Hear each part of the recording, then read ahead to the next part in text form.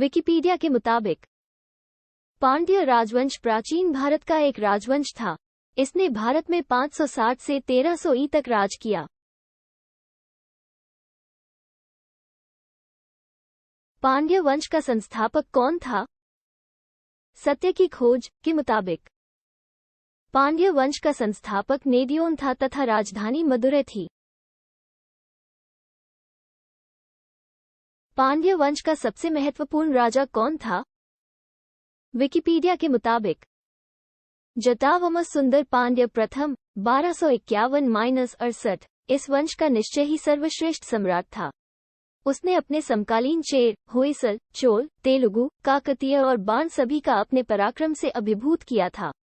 उसके साम्राज्य का विस्तार लंका से नेल्लौर तक हो गया था।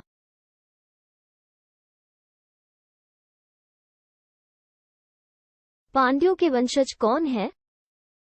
क्वोरर के मुताबिक नादर साद्रोर के रूप में भी जाना जाता है। सानार चेरा चोल पांड्य है।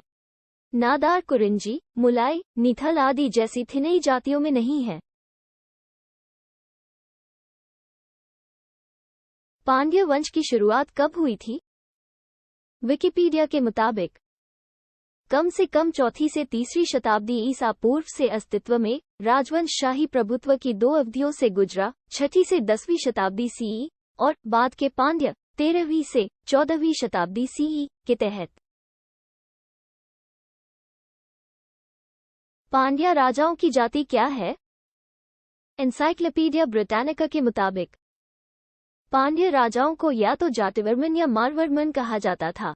जैन होने से वे शैव, हिंदू देवता शिव के उपासक बन गए और उन्हें शुरुआती तमिल कविता में मनाया जाता है। सबसे पहला वंश कौन सा था? सबसे पहला वंश कौन सा था? स्टडी 91 के मुताबिक मौर्य राजवंश सबसे प्राचीन है। इसका समय 323 से 184 बीसी तक था। मौर्य राजवंश की स्थापना चंद्रगुप्त मौर्य ने की थी। इसके बाद कुषाण वंश, गुप्त वंश राजवंश 319 से 550 और वर्धन राजवंश में प्राचीन भारत पर शासन किया।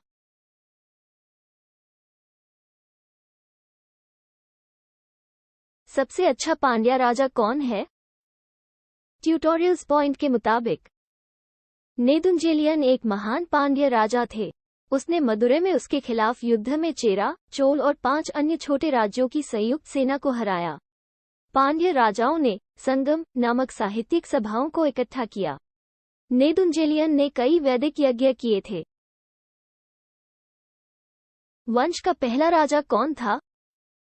हिंदी की दुनिया के मुताबिक भारत का पहला राजा कौन था? महान शासक चंद्रगुप्त मौर्य, जिन्होंने मौर्य वंश की स्थापना की, निर्विवाद रूप से भारत के पहले राजा थे क्योंकि उन्होंने न केवल प्राचीन भारत में सभी खंडित राज्यों को जीता बल्कि उन सभी को मिलाकर एक बड़ा साम्राज्य खड़ा कर दिया जिसकी सीमाएं अफगानिस्तान और फारस के किनारे तक विस्तृत थी। कौन बड़ा है, चोला या पांड्या? जैकरन जोश के मुताबिक संगम काल का चोल साम्राज्य आधुनिक तिरुचि जिले से आंध्र प्रदेश तक फैला हुआ था। पांड्य साम्राज्य तमिलनाडु में स्थित था और लगभग 6वीं शताब्दी ईसा पूर्व में शासन किया और 15वीं शताब्दी ईस्वी के आसपास समाप्त हुआ। पांडव वंश का अंतिम शासक कौन था?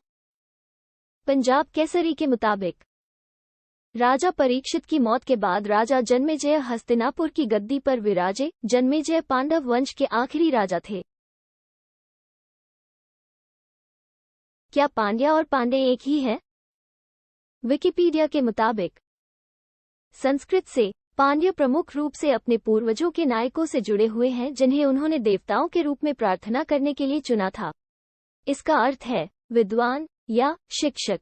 कई जगहों पर इसे पांडे या पंडित के रूप में भी जाना जाता है। पहला वंश के संस्थापक कौन थे? टेक्स्टबुक.com के मुताबिक डिटेल सॉल्यूशन सही उत्तर नंद है। नंदों ने 344 बीसी और 321 बीसी के बीच मगध साम्राज्य पर शासन किया। नंदों को भारत के पहले साम्राज्य निर्माता के रूप में जाना जाता है। चोल किस जाति के थे? ट्विटर के मुताबिक चोल सूर्यकुल क्षत्रिय थे। पांड्य चंद्रवंशी थे।